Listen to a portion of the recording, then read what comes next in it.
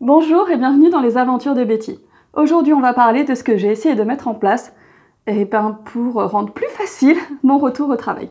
Pour ceux qui reconnaîtraient, c'est mon super foulard de la toute première vidéo faite sur cette chaîne avec, c'était le nœud de mini, etc. Je vous la remettrai là parce que j'en suis trop fière, parce que c'était, je me lançais là-dedans dans le fait de se filmer, de faire des coiffures, etc. Donc voilà, c'est pas forcément la vidéo la plus vue de ma chaîne, mais je m'en fiche, c'est ma petite fierté de tout ça. Donc, qu'est-ce que j'ai essayé de mettre en place pour aider la reprise du travail? Premièrement, de mettre en place la reprise du travail. Oui, ça paraît bête, mais je reprends en mi-temps thérapeutique, ce qui veut dire que je travaille la moitié de mon temps horaire. C'est pas la moitié des jours, c'est la moitié du temps.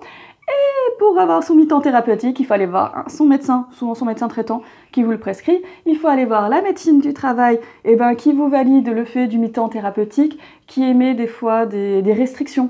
Par exemple, si vous devez porter des charges lourdes, ce genre de choses, ou des restrictions de poste, ou des restrictions d'horaire, ou quoi que ce soit. Ensuite, qui discute avec votre employeur pour trouver soit un aménagement de poste. Des fois, il faut, j'en sais rien, par exemple celles qui ont mal au canal carpien pour d'autres raisons, qui travaillent sur l'ordinateur, on leur met, vous savez, les petites géloses ou quoi que ce soit. Donc voilà, des fois il faut aménager le poste de travail, des fois il faut aménager le poste tout court, des fois il faut trouver d'autres postes, etc. Donc ça, c'est la médecine du travail qui discute avec votre employeur et vous. Et donc du coup, tout ça, ça s'organise et ça se fait en amont et pas la veille de reprendre. Voilà, j'ai aussi contacté ma chef pour lui dire coucou, du coup, après cet arrêt-là, j'en aurai pas d'autres, je reprendrai, voilà, je prends tous les rendez-vous, certainement en mi-temps thérapeutique. Ensuite, de la rappeler en disant c'est bon, c'est validé, je reprends en mi-temps thérapeutique. Tout ça, ça prend du temps, il faut l'organiser, il faut le faire. Première chose. Deuxième chose, tous les rendez-vous médicaux que je devais avoir pendant cette période-là, je me suis arrangée pour les faire avant ma reprise. Genre passer mon PET scan, aller voir mon oncologue, etc., etc. Je le fais avant de reprendre le travail. C'est pas une fois que j'aurai repris que je me dis ah oui, sur mon temps de repos, il faut que j'aille passer mon PET scan, il faut que j'arrive à trouver un rendez-vous avec mon oncologue et tout. Et puis comme ça permet de reprendre plus apaisé. Voilà, j'ai fait quelque chose de beaucoup plus sympa aussi. Vous connaissez ma passion pour fêter les différentes étapes de ce qui se passe dans ma vie. Voilà, j'ai fait une amie a appelé ça un week-end de clôture. J'ai trouvé cette formulation très belle. J'avais fait un week-end d'ouverture à tout ça. J'ai aussi fait un week-end de clôture.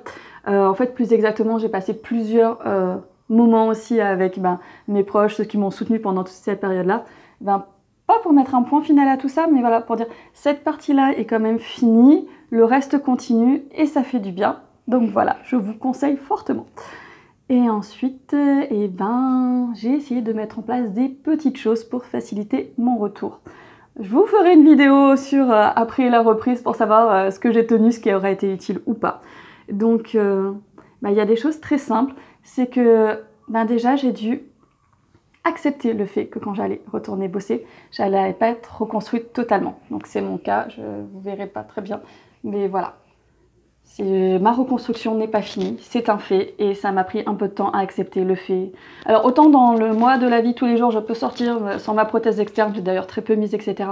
Ça ne me perturbe pas, autant dans ma vie pro, j'étais là, je me disais, j'avais la sensation, le sentiment que oui ça allait m'embêter, que oui ça allait me perturber, donc j'ai dû faire un travail d'acceptation là-dessus. Et en fait au final oui, et c'est pas grave, voilà. Autre travail d'acceptation sur le fait que quand j'allais reprendre le travail, je n'allais pas être au niveau de celle que j'étais quand j'ai quitté mon travail. Alors, hormis le fait que je me suis tapé 6 mois de chimio, la radiothérapie, la thérapie ciblée, etc. Déjà, je me plains pas, je n'ai pas d'hormonothérapie. Force à celles qui en ont, je ne sais pas comment vous faites. Je sais qu'il y a des effets qui peuvent être assez difficiles à tolérer et en plus c'est très long en termes de durée. Donc vraiment, chapeau à vous. Moi, je suis très contente d'avoir échappé à ça. Voilà. Mais sinon, voilà, ce que je voulais dire, c'est que même si j'avais pas eu tous ces traitements, quoi qu'il arrive, je n'aurais pas été au niveau. Parce que même si c'était, par exemple, 2 années sabbatiques où j'avais fait le tour du monde, etc., peu importe le métier que vous faites, les procédures évoluent, les gens évoluent, ne sont plus les mêmes, il y a des nouvelles arrivées, il y a des nouveaux fonctionnements, il y a des nouveaux logiciels, et tout change. Donc voilà, il a fallu que j'accepte ça aussi. Ensuite, les autres choses que j'ai essayé de mettre en place, c'est déjà de dormir tous les soirs à la même heure, d'éviter d'avoir du retard de sommeil, des dettes de sommeil avant de démarrer le travail. Ouais, je me suis dit que c'était quand même mieux. Donc je me suis pas amusée non plus à mettre un réveil le matin à 5 h du mat pour voir quel effet ça fait. non merci. Mais voilà, d'essayer d'avoir un sommeil de bonne qualité, d'essayer voilà, de favoriser les choses. Par exemple, je sais que moi, par rapport à mon énergie, etc., j'essayais d'espacer les activités, les choses que je devais faire dans la journée, de réguler un peu de façon à ne pas avoir tout faire d'un coup puis plus rien, parce que je m'étais dit qu'en termes d'énergie, de fatigue, etc., je n'arriverais pas à gérer. Et bien pendant le mois qui a précédé ma reprise du travail, j'ai essayé de faire l'inverse, parce que voilà, quand je vais reprendre le travail, ça va être 5 heures d'affilée. Ça va pas être 2 heures, puis 1 heure ou quoi que ce soit, ça va être 5 heures groupées. Donc, je me suis dit que j'allais essayer de grouper les activités, les choses que j'avais à faire, pour voir commencer à habituer mon corps. Voilà. Quoi d'autre? Des petits exos, genre quand je promène mon chien, j'essaye de faire des exos de respiration grâce à l'application Respire Relax Plus. Vous suivez une bulle qui monte et qui descend. C'est génial pour se détendre. Et je me suis dit, ça en plus, ça ne me prend pas du temps en plus parce que mon chien, je suis obligée de le sortir. Donc rien ne m'empêche de faire des exos de respi en même temps. Donc ça, c'était cool, ça c'est une vraie bonne idée.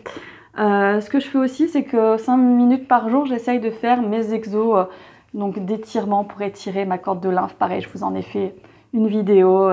Voilà, des petits mouvements que m'a montré la kiné. J'essaye d'en faire 5 minutes par jour en me disant que quand je vais reprendre le travail, au niveau de mon bras, au niveau de la corde de lymphe, des douleurs, etc., ça sera pas forcément le top. Donc voilà, de bien penser à sa posture, de penser à son bras et d'essayer de faire quelques minutes par jour de façon à avoir un résultat optimal.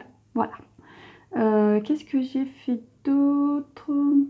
Ah, Octobre Rose est tombé à pic pour moi. Déjà, c'était génial d'y participer avec l'association dans laquelle je suis, SOS Cancer du Sein, pour celles que ça intéresse. Voilà, c'était... Mais de façon beaucoup plus égoïste.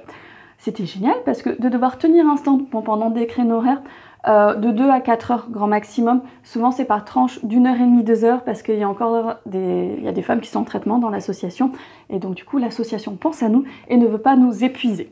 Voilà, donc ça c'est franchement cool, merci à vous les filles. Et donc devoir tenir des stands d'information, etc., et de devoir être debout. Parce que je ne sais pas pour vous, mais chez moi je m'amuse pas à être debout ou à piétiner pour le plaisir.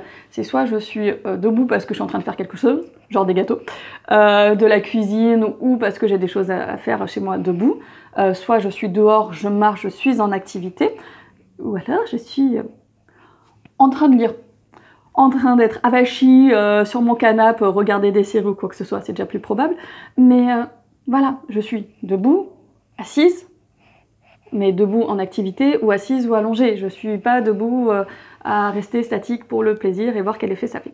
Donc le fait de devoir tenir des stands, de rester justement debout, statique ou de piétiner, ça m'a permis de me rendre compte que c'était fatigant, que c'était épuisant, et donc du coup ça m'a fait un petit entraînement pour la reprise du travail.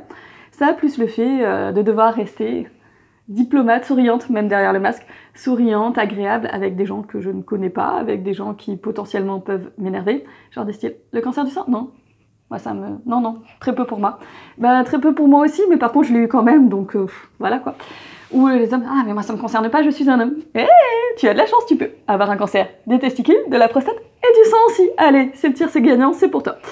Voilà, donc de devoir rester courtoise, agréable, etc., diplomate, avec des gens qu'on connaît, des gens qu'on ne connaît pas. Parce que je ne sais pas pour vous, mais moi, pendant, on va dire, l'an et demi, voire les 2 ans de traitement, en fait, j'ai choisi les gens que je voyais. J'ai choisi mes proches que j'avais envie de voir. Après, c'était les professionnels de soins, j'ai quand même choisi d'être soignée par eux. Et en plus, premier confinement, deuxième confinement, voilà. Plus trop habituée à avoir plein de gens ou quoi que ce soit, ou des gens qui sont plus ou moins sympas avec vous, quoi que ce soit. Donc c'était un très bon apprentissage. Voilà. Pareil, après, je vous l'ai déjà dit dans mes vidéos de préparer une intervention, pareil, je vous la remettrai là. Et bizarrement, ranger son intérieur, faire des courses pour être sûr d'avoir à manger, facile, pratique, en revenant du travail. Et voilà, ce sont toutes les petites choses que j'ai essayé de mettre en place, donc que ça soit de façon très organisationnelle, préparer mon retour, les rendez-vous médicaux, etc. Psychologique, s'accepter tel que l'on est et dans son travail également. Et physique, en termes d'énergie, mais vraiment, voilà, d'essayer d'être en forme. Et malgré tout ça, se dire que advienne que pourra et que je ferai de mon mieux et que ça sera bien suffisant. Voilà, sur ce, je vous souhaite une belle journée, je vous dis à très vite pour de nouvelles aventures.